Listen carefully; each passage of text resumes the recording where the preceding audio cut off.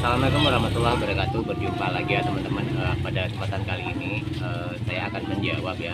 Ada salah satu teman kita dari subscriber kita itu kan beliau sudah usaha gitu kan, tapi mengalami hal yang kurang signifikan, artinya ada kendala. Dan ini bagaimana caranya untuk mengantisipasi ataupun tindakan apa yang harus kita lakukan ketika usaha itu sudah mentok seperti itu. Nah, jadi cerita seperti ini ya teman-teman.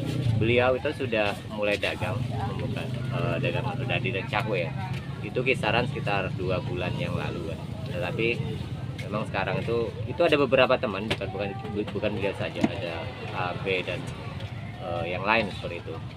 Nah, sebagaimana pernah ya, kita juga pernah sharing ketika kita itu usaha, apalagi pertama kali kita jualan itu dari segi pendapatan kita sudah pernah menjabarkan. Nah, itu pertama ya teman, itu kan tergantung di daerah masing-masing ya, karena ketika kita usaha di Jawa seperti itu ya, kemudian usaha di Kalimantan dan juga usaha di di Lampung seperti ini ya teman. Jadi ada beberapa perbedaan ya teman-teman, beberapa perbedaan yang harus kita telisik ya seperti itu. Nah, jadi begini ya teman, ketika pengalaman saya pertama dulu usaha di Jawa itu kan, saya sudah mengatakan bahwa di Jawa itu kalau masalah untuk odading dan cakwe itu ya, itu memang lebih familiar di sana, karena memang makanan ini mungkin sumbernya dulunya memang munculnya di Jawa, terutama yang saya pelajari dulu adalah di daerah Jawa Tengah dan Yogyakarta. Bahkan di Jawa Timur pun hampir sama, karena pedagang ini pun awalnya itu berasal dari daerah Jawa Timur ya. Nah, kemudian di Jawa Barat dan di daerah Jakarta sekitarnya itu adalah dengan nama odading tersebut ya.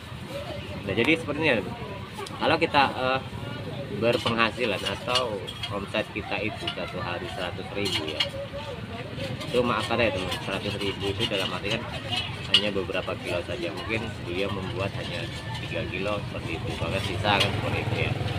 Nah, otomatis kalau kita kalkulasi itu memang sudah tidak balik, artinya tidak balik kalau kita berhitungan secara bahan-bahan kita, kemudian tempat sewa jualan, dan ya kebutuhan kita sehari-hari itu tidak balik modal sepertinya.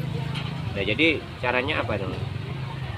Kalau kita menimbang tadi, ketika kita usaha awal, makanya pernah ada yang nanya ya teman, berapa sih bang pertama kali kita itu membuat ketika jualan pertama kan? Nah, saya jawab itu tergantung daerah ya bang, tergantung daerah masing-masing, karena ketika kita dagang di Jawa tadi tentunya akan sangat berbeda dengan ketika kita dagang di Kalimantan. Nah, itu bagaimana? Jadi gini ya teman, ketika pertama kali dagang itu kita kan melihat potensi dan masyarakat sekitar itu sudah mengenal apa belum bahan yang kita buat atau produk yang kita buat. Nah, kalau di Jawa sendiri otomatis kan sudah, saya katakan sudah familiar, untuk odading dan cakwe itu sudah sangat familiar. Jadi kita ketika buka pertama itu boleh kita membuat sedikit banyak kan seperti itu. Contohnya pertama biasanya saya itu membuka, kalau di Jawa itu adalah standar 4 kilo atau 5 kilo kan seperti itu kalau di sana. Nah, otomatis dengan pendapatan kan lebih dari 100.000 teman-teman, itu bisa mencapai 300.000 kalau itu habis kan seperti itu, kalau kita membuat 5 kilo kan seperti itu.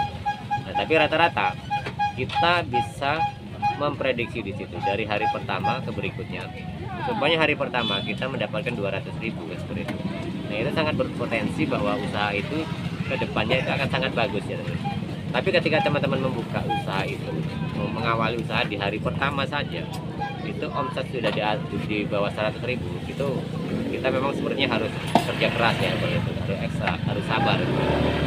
Karena pengalaman saya pribadi, ketika jualan pertama itu omset di bawah 100, itu kita sudah sangat berat.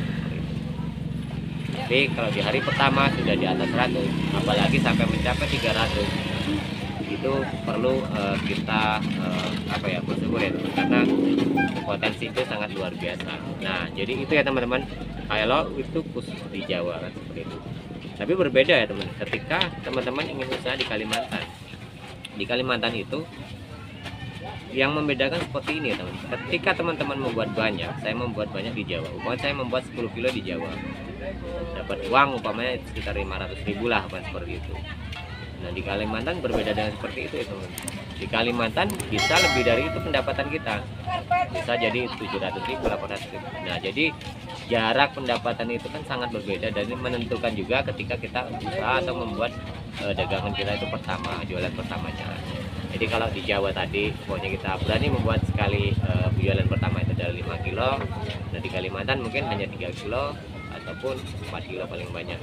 Nah itu pun kalau dapat uang banyak ya teman, seperti itu. Nah berbeda lagi ketika saya ya teman, jualan di pekan-pekan seperti ini.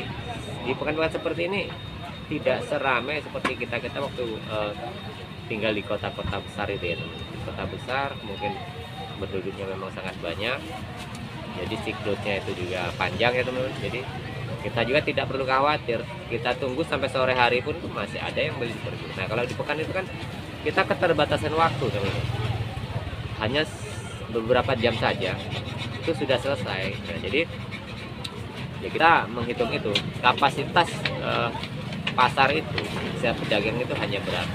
Nah kalau pekan-pekan seperti ini, saya kebetulan hari ini masih berada di pekan ya, salah satu pekan itu hari Minggu. Ini adalah salah satu pekan yang menurut saya tergolong paling rame ya, gitu.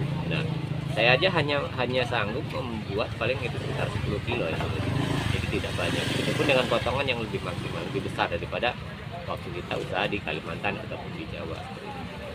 Karena memang kita melihat ya di kondisi ini ya secara ekonomi pun ya teman, itu ada standar-standar. Jadi kita harus menyesuaikan tempat di mana kita akan usaha. Nah pada intinya ya teman-teman, ketika teman-teman tadi mendapatkan omset 100.000 dalam satu hari tadi, menurut saya ada beberapa yang harus kita bahas. Pertama, kalau teman-teman ingin, ya namanya rezeki kita tidak tahu dulu. Kalau teman-teman ingin bertahan di situ, harus penuh kesabaran. Oke, mungkin suatu saat nanti itu bisa terjadi bahwa usaha itu akan naik ya teman.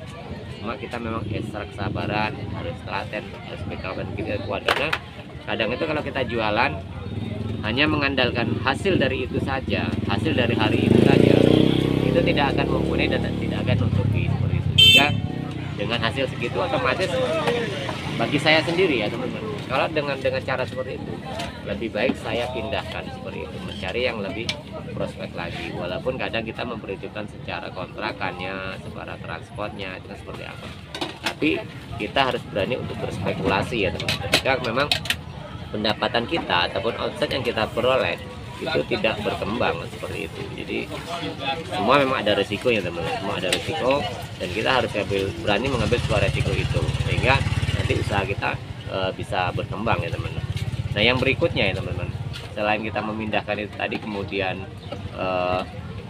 bertahan ya teman, atau juga teman-teman dipindahkan tidak jauh dari situ, itu bisa jadi seperti itu ya teman-teman. Nah yang lain yang berikutnya ya mungkin bisa nanti kalau memang di situ sudah tidak jalan ya kita harus mencari alternatif usaha lain kan seperti itu. Karena tidak semua konsumen ataupun orang-orang di sekitar situ itu menyukai produk kita kan seperti itu. Kalau memang teman-teman ingin bertahan di daerah itu ya, tapi kalau teman-teman masih ingin menggeluti itu ya, poinnya adalah segera untuk pindah dari situ seperti itu. Nah jadi itu salah satu jawaban ya teman-teman dari saya.